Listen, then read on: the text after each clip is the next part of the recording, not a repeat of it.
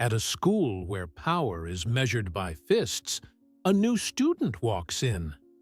He doesn't yell. He doesn't fight back. He just stands there. And that silence leaves the whole school speechless. What do you think is stronger than a bull? Punch, watch till the end. Then tell us, what would you do if you were Jason? Like and subscribe if you believe that courage isn't about shouting the loudest, but about standing still when it matters most. Under the warm amber glow of an old ceiling lamp, Jason sat quietly at the small oak dining table in his Aunt Alicia's modest Brooklyn apartment. The scent of roasted chicken and steamed vegetables still lingered in the air, but he had barely touched his plate. His thin hands twisted together in his lap, eyes fixed on the food, untouched and cold. Alicia set her fork down gently and tilted her head, watching her nephew. She knew that look, that silence. It wasn't about the food. It was about the weight he couldn't put into words. "New school, huh?" she asked, her voice soft as a summer breeze. Jason gave a slight nod, lifting his eyes to meet hers. "I heard. There's a lot of bullying, especially toward new kids, and," he hesitated, "they don't like people who are like me." Alicia didn't ask what "like me" meant. She knew. All too well. She saw herself in his eyes, a younger, quieter version, but standing at the same threshold she once faced, armed only with quiet resilience. "I once got denied. Boarding a plane," she said, her tone still gentle, though her gaze sliced through the air like a blade. "A flight attendant tore up my ticket right in front of everyone, just because she didn't think someone like me belonged in first class." Jason looked up, eyes wide. "Really? What did you do?" Alicia smiled. Not a triumphant smile, but the kind born from surviving something unfair with her head held high. "I didn't yell. I didn't curse. I called my father, and he was the one who designed the entire flight system for that airline." Jason sat still for a few seconds. Something inside him shifted, like a psychological hinge creaking open to reveal a new kind of strength. "Sometimes," Alicia said, locking eyes with him, her voice suddenly firm as a vow, "the strongest way to fight is to make those weaker than you take a hard look at themselves." He nodded slowly. The fear in his gaze was gone. What remained was a quiet, glowing light, steady and clear, just beginning to burn behind his eyes. A silent storm was forming, and he wouldn't be using his fists to face it. A week after that quiet evening in Brooklyn, Jason Carter stood at the white-painted iron gates of Roosevelt High. From the outside, it looked like any ordinary school, but to Jason, it felt like an unopened chessboard, every move uncertain. His backpack slung over one shoulder, an old earbud tucked into one ear, he walked slowly beneath the maple trees, shedding their last leaves of the season. From the very first moment, he knew he wasn't welcome.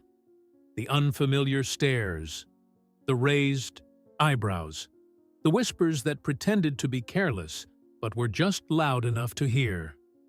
Black, new kid, way too quiet. Jason didn't react. He had learned to read the air, not the words. And in this place, the air was thick with caution, like everyone was waiting for him to make the first wrong move. At lunch, he picked a quiet corner by the window, a cold sandwich and an apple from the lunchbox his mom had packed.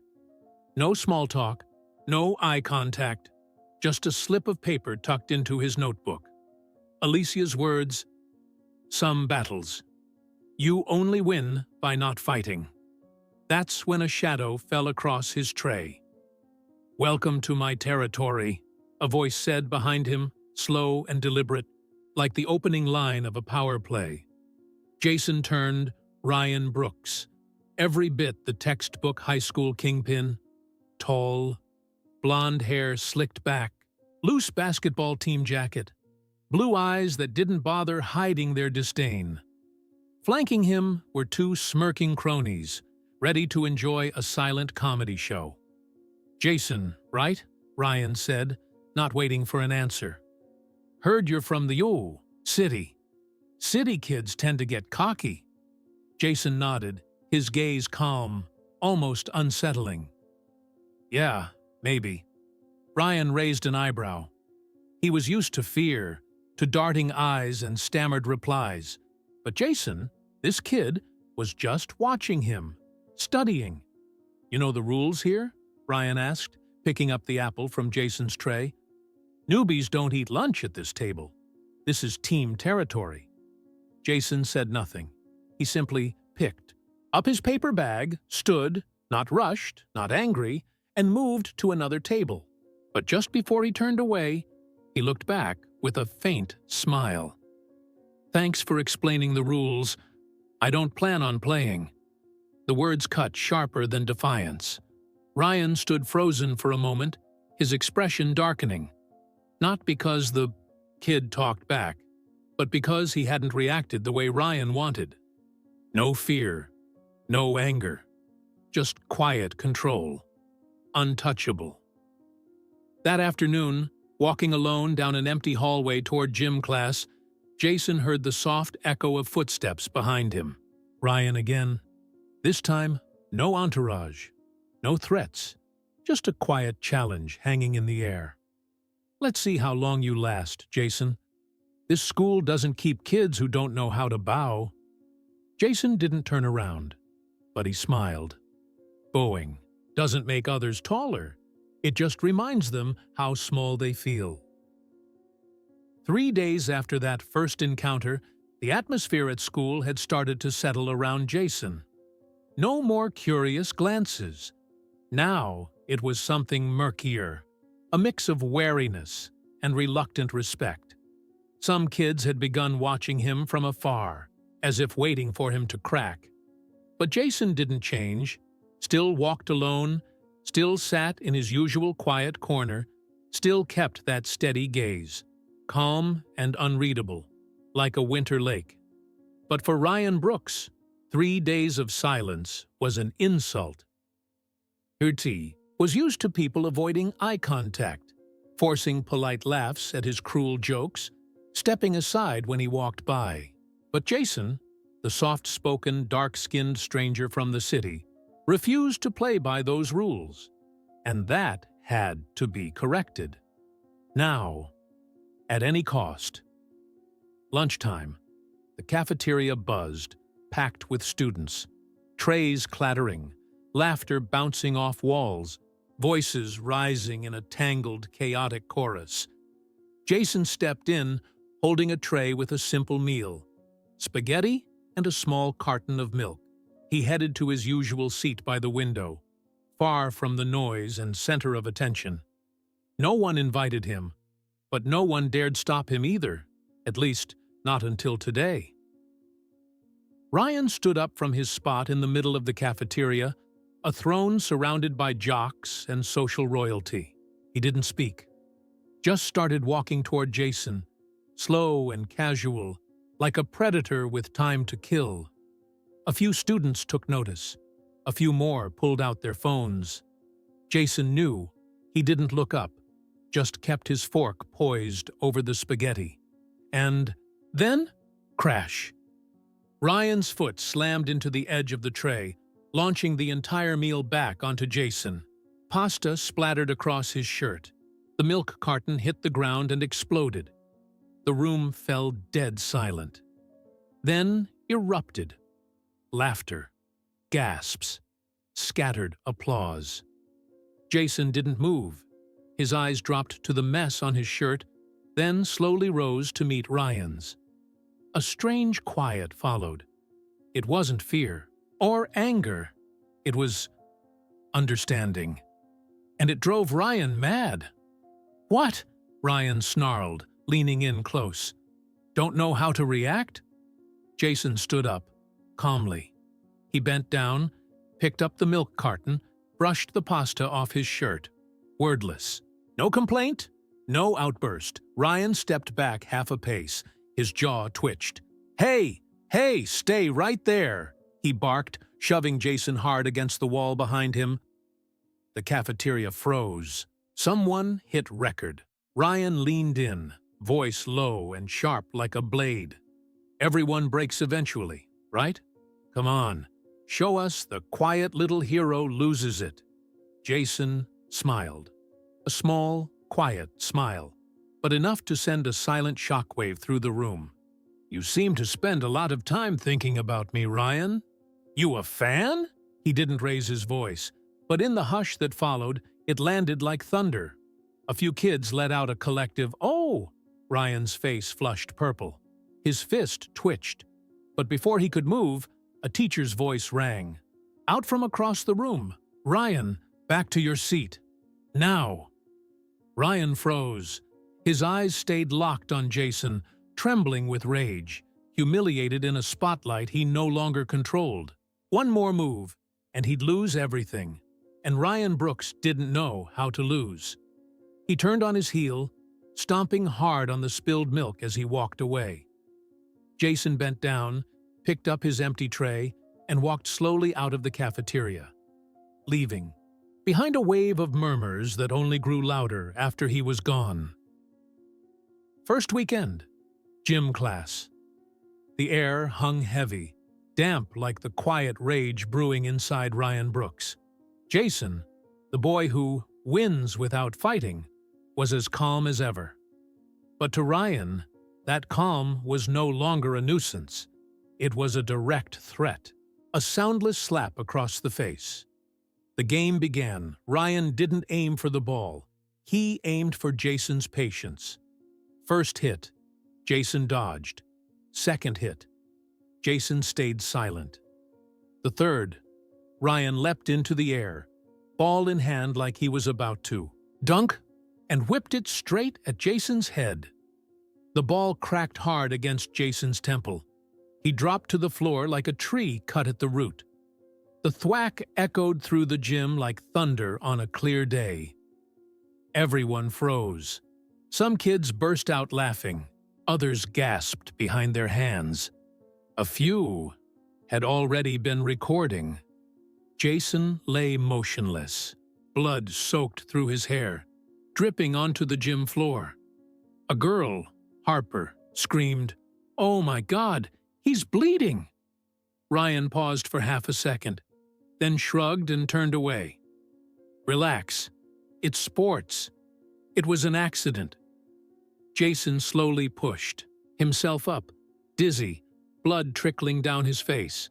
He saw Harper still filming, saw the eyes watching him, some concerned, some avoiding his gaze, and some more afraid of Ryan than they were for him.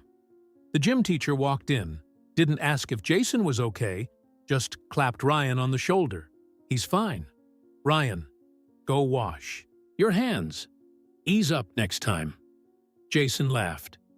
But not the kind of laugh that carries joy. It was the kind that sounded like something tearing inside. He stepped to the center of the court, fingers brushing the blood at his temple, scanning the faces around him. No one moved. No one helped. Then he turned to Ryan, blood still dripping, and said, "Think you can throw one more? I can stand still again, if that's what it takes to make you feel real." The gym went dead quiet, like the oxygen had been sucked out of the room. Ryan froze. His friends stared, stunned. Harper, still filming, held her breath. Jason took a step toward Ryan, each drop of blood tapping the floor like a drumbeat, straight to the heart of everyone watching. Or can you only throw when no one hits back? Do you need someone to fall so you can feel tall? Ryan didn't answer.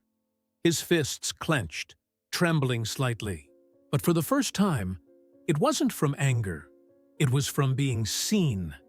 The teacher barked, "Enough! Everyone, line up!" Jason didn't flinch. just walked straight for the door, each step leaving a trail of blood, like a message written in silence. I don't need to win with fists. I just need to make you face yourself. Harper rushed to his side. For the first time, he let someone help him up. She whispered, "I won't let this get buried." The camera was still rolling, and this time, the world was going to see it. What would you have done if you were Jason in that moment? Would you have fought back, stayed silent, or stood up the way he did? Drop your thoughts in the comments below. The weekend rain had lingered, and by Monday morning the sky hung low and gray, cold and heavy, like the mood blanketing Roosevelt High after the bloody throw in the gym. Everyone knew, but no one said a word. Harper's video had spread, quietly. No one had posted it openly yet, but the glances in the hallway had changed. Ryan was no longer met with laughter, and Jason now received a few subtle nods from students who once couldn't even meet his eyes. He knew something was shifting. Monday's gym class was eerily quiet. Ryan still showed up, strutting with the same swagger, but something in his eyes had dulled. He said nothing. No jabs, no threats. But his silence was more unsettling than his words had ever been. Jason stayed focused, playing with the group at the far end of the court. He wasn't trying to impress anyone, wasn't trying to avoid anything, either. But his eyes scanned the room constantly, almost imperceptibly, as if reading the air. After class, the locker room. The space was thick with the smell of sweat and damp concrete. Every sound echoed. Zippers, the clang of lockers, muffled conversation. Jason was changing his shirt when he heard footsteps stop behind him. He didn't turn. He didn't need to. "Nice performance," Ryan said, voice low and rough. "Trying to get me kicked out?" Jason turned slowly. His eyes held no anger, only a quiet kind of awareness. "You afraid that video might cost you everything?" Jason asked, so lightly it could have been a question about homework. Ryan scoffed, but his gaze flickered. Jason stepped closer, standing tall, not tense, just unshakably solid. "Why do you always need an audience?" he asked. "What are you so scared of?" For a moment, just a second, Ryan's eyes broke away. His chest rose, then fell, like Jason had touched something he was never meant to see. Suddenly, Ryan slammed his hand against the locker. The metal rang out like a shot, startling a few nearby students. "Don't act like you know me, you little punk," he snapped. But there was a tremble in his voice now. Jason didn't flinch. He just smiled, a small, razor-thin smile that cut deeper than anything loud ever could. "You know what? The bully is always the most afraid person in the room. You're only strong when people fear you. But once that fear's gone, there's nothing left." Silence. Ryan looked around, saw the eyes on him. Not admiring, not impressed, just knowing. Jason turned and walked away, calm and steady, leaving Ryan alone in the locker room, fists clenched, pale skin pulled tight over shaking knuckles. From a far corner, Harper watched quietly. She didn't film this time. She didn't need. The image of Ryan stripped bare by a few words was already seared into everyone's memory. And Jason, he never had to throw a punch. He shattered Ryan's pride with nothing but presence, unshakable and real. Sometimes, hope doesn't come from a promise. It comes from a gaze that no longer looks down. Roosevelt High, late afternoon, bathed in a dim, amber-tinted light. The basketball court had just closed after class. Jason was the last one out. Again, as usual, but this time, something felt off. Inside the equipment room, the space was silent, sunbeams cutting through the dusty slats of the shuttered windows. Jason stepped in to return the basketball and sports gear, and froze. There, in the middle of the storage shelf, placed too perfectly to be accidental, was a gold watch, shiny, out of place, unfamiliar. Jason had never seen it before. Then came the sound. The door flung open. Footsteps, quick, certain, the click of authority in heels. Ryan stepped in, followed by the gym teacher and a few students, including Jonah. "There it is," Ryan declared, loud and triumphant, like the ringleader of a well-rehearsed ambush. He pointed. "My watch. I left it in my locker, and now it's right here, in Jason's hands." The teacher looked at Jason, face cold, unreadable. "Jason, do you have anything to say? You know this is a serious offense, don't you?" A ripple of silence spread. The students behind stood still, watching. Jason looked at the watch, then at Ryan, standing there like a king who thought he'd set the perfect trap, and he bowed his head, just for a beat, but not in guilt. He looked back up, his eyes steady, unwavering. "I don't need to say anything." Jason raised a hand and pointed to the ceiling, where a matte black security camera sat nestled behind a tinted panel. "If you don't believe me, believe the footage." The room froze. Ryan stood rooted. For a moment, he had no words. Then he let out a laugh, too sharp, too forced. "That camera's old. Probably hasn't worked in years. Right, Coach?" The gym teacher hesitated. Then another voice broke through, from the back of the room. Harper, standing just inside the rear door. "I saw the janitor checking that camera last week. Said this room's one of the most important spots to keep under surveillance." Another student pulled out their phone, fingers tapping fast. "I just texted the janitor," he said. He replied, "The camera's on. Cloud backup and everything." Ryan went pale, face drained, like a page whose last line had been ripped away by the wind. Jason looked at him, not with triumph, but with something colder. Pity. "You hate me enough to stage something this cheap?" Jason asked quietly. "You tried to make me a thief, just to feel powerful again?" Ryan hissed. You're faking it. I know you want to tear me down." Jason stepped closer, but his voice never rose. It was low, precise, razor sharp. "I don't need to tear you down. You do that every time you lie." Silence. Every student stood still, but their eyes said everything. One voice whispered, just loud enough to ripple through the room. Jason didn't win. Ryan just lost to himself. Jason walked out. The iron door slammed behind him like the closing of a chapter. Ryan remained frozen. No one looked at him anymore. Not out of fear, but because now they all saw exactly who he really was. Morning at Roosevelt High started like any other, until every phone in the building buzzed at once. A post, a video, a caption. Enough. Harper Ellis, Class 11A3, just 2 words. But below them was the video. Jason hit in the head by a basketball, blood soaking his hair. Standing back up. Calm.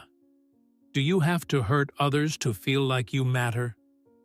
The clip had sat quietly in Harper's phone like a sad memory. But last night, after she watched Ryan set up the fake, stolen watch trap and saw Jason say nothing, accuse no one, she realized silence is a kind of guilt, too. Ryan locked me in a locker twice back in 9th grade. I didn't say anything. I was afraid it'd cost me my scholarship. We gave him power because we kept our heads down. Not anymore. Hundreds of shares, comments. The story spread faster. than any sports score, test result, or weekend party rumor ever had. Ryan walked into class with his usual strut, but there were no greetings, no admiring glances. Instead, there were stares, tense, tight as wire, some direct, some averted, but all aware. Jonah, once his closest friend, stood up as Ryan approached. "I'm not sitting next to someone who uses fists to hold on to a throne." Ryan clenched his jaw, voice low and biting. "You've let him get to you, too. He's playing you. He wants to bring me down, can't you see that?" Jonah looked him dead in the eye. "No one brought you down. You did it yourself. Every shove, every throw," Ryan snapped. "You're all insane. Jason's the best actor in this whole damn school.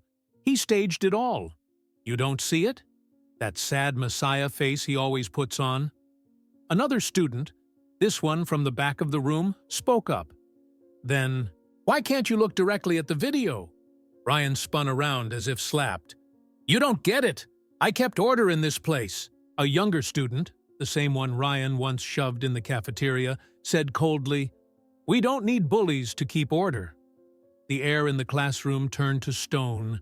Ryan turned to his usual crew, the shadows that used to follow him everywhere. "Say something.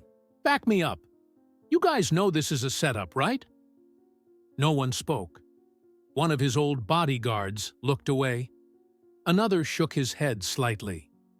"You're nothing now, Ryan." Ryan stood in the middle of the classroom, surrounded but completely alone. His face went pale. His hands shook. His mouth opened as if to say something, but no words came, because for the first time in his life, everyone could see the truth. Jason hadn't won, Ryan had lost, by the weight of his own creation. In the hallway, Jason passed by.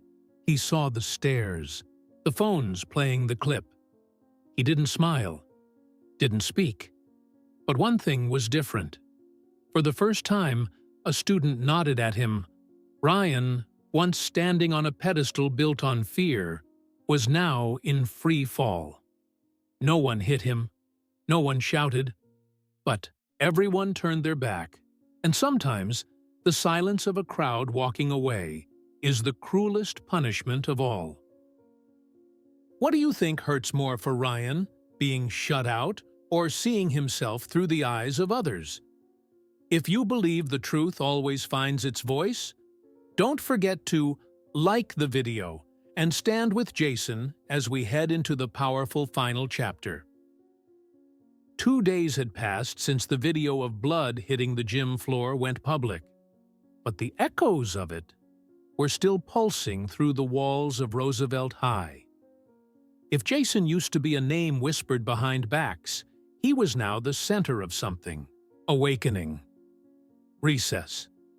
The school courtyard, a small group of students sat around Jason, not out of curiosity but for something else entirely, to find courage.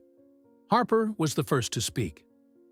"Ryan once stuffed a fake love letter in my bag, pretending I had a crush on our teacher." The whole class laughed.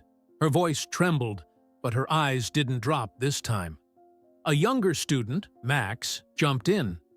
"He locked me in a supply closet for almost 2 hours after school. Said it was a rookie challenge." Heads nodded. Another voice chimed in. "We all thought we were the only ones." Jason said nothing. He just listened. Every story was a wound opened, and then gently bandaged by understanding.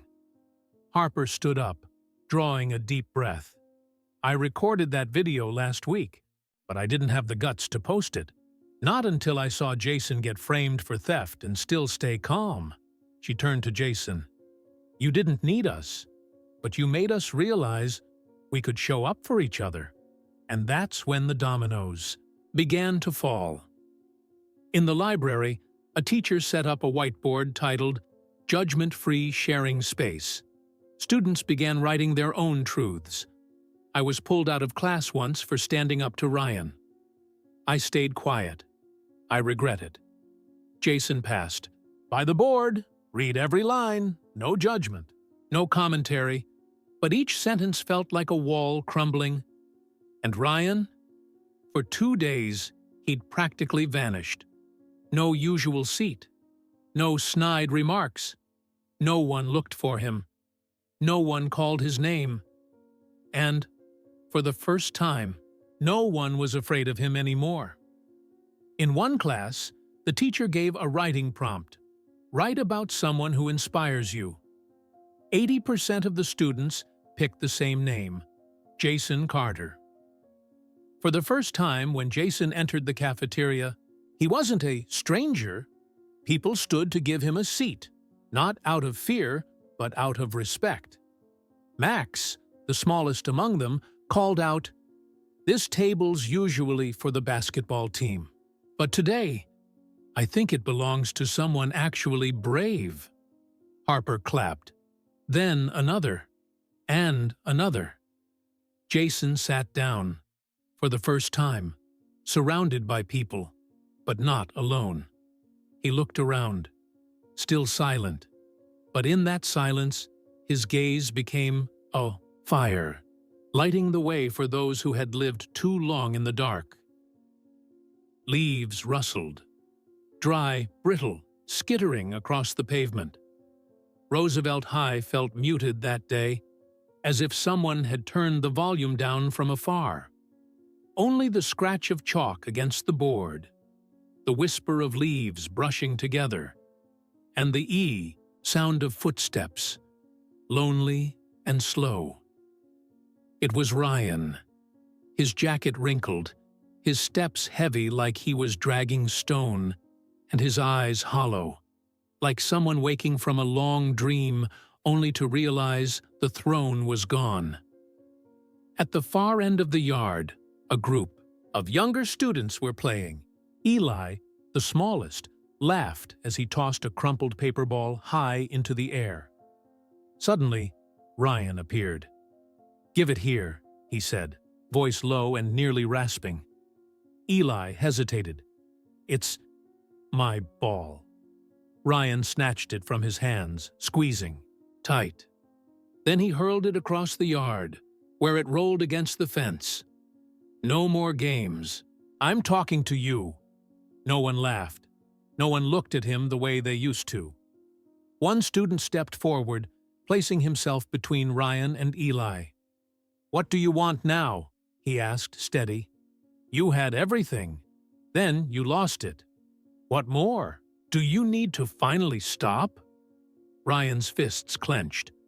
He looked around. The schoolyard, once his kingdom, now felt like a silent courtroom. "You think you're better than me?" he shouted. "You think I'm scared of Jason? I could take all this back whenever I wanted." Jason stepped out from the far hallway, not to interfere, just to see him. "You're not scared of me," Jason said, voice barely above a breath. "You're scared of the truth." Ryan spun around, his eyes burning. "What truth? That I got locked in a locker in 6th grade? That I built myself into something mean so I wouldn't get torn apart like some weak little kid?" Silence.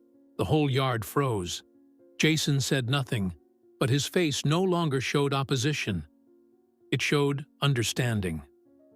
Jonah stepped forward, no longer a sidekick, no longer a silent witness, just a person. "I get it. I used to stand by you because I thought being strong meant making others afraid. But Jason showed us. Sometimes being strong means knowing when to let go." He held out a hand, the simplest gesture, yet heavy as stone. Ryan froze, his eyes reddened, his fists tightened, trembled, then slowly relaxed. He didn't take the hand, but he didn't push it away either. He just stepped back. "I don't know who I am. If I'm not the guy everyone's afraid of," Jason replied. Not mocking, not superior, just honest. "Maybe you'll find out if you stop pretending and start being." That sentence, was the final nail in the war they'd never spoken aloud. Ryan said nothing more. No yelling, no flailing, he simply turned. Quietly, the sunset stretched his shadow across. The yard, no longer towering, no longer feared, just a figure retreating from the stage where he'd played too long. Friday afternoon. The Roosevelt Library was quieter than usual. In the stillness, only the soft rustle of turning pages, the scratch of pens on notebooks, and the golden sunlight slipping through the blinds remained, washing the room in a pale, amber glow. Jason sat alone in the far corner, the same spot he'd claimed all week. On the table lay a thick psychology book, but he wasn't reading yet. His hand gently brushed the cover, as if his thoughts were somewhere far beyond the text. Footsteps approached, light, hesitant. It was Eli, the younger student. He stepped closer, uncertain. "Jason, can I ask you something?" Jason looked up, offering a faint smile. "Go ahead." Eli bit his lip, then asked, his voice soft but sincere. "Why, didn't you ever fight back against Ryan?" That moment hung still in the air. Jason turned his gaze toward the window. Outside, the maple tree was shedding its leaves, each golden one spinning slowly to the ground, like memories falling in slow motion.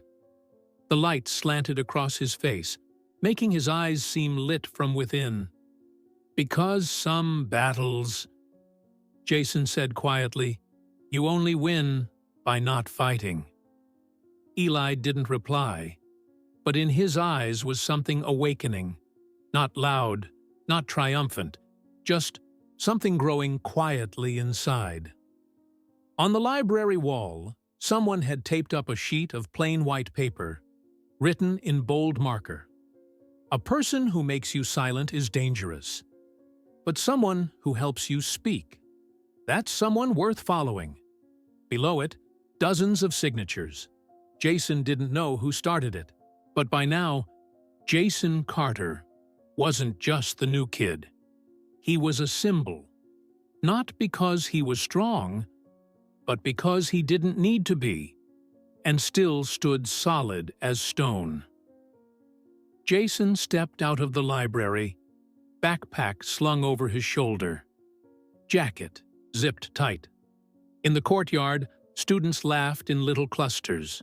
Some waved, some nodded, some simply stood and smiled. He smiled back. A soft breeze swept through the hallway. Not cold, just as if it wanted to say one last thing. If you've ever felt out of place, stayed silent in the face of injustice, or watched a friend being bullied and didn't know what to do, then Jason's story is for you. Because sometimes, courage isn't about being the loudest voice in the room. It's about standing your ground when the world wants you to fall. If you believe this message deserves to be heard, like this video, subscribe to the channel, and join us in telling more stories of quiet strength, kindness, and hope in a world that so often feels broken. Thank you for listening, and remember, silence is a choice. But sometimes, simply standing up, even with nothing more than a look, can change an entire school.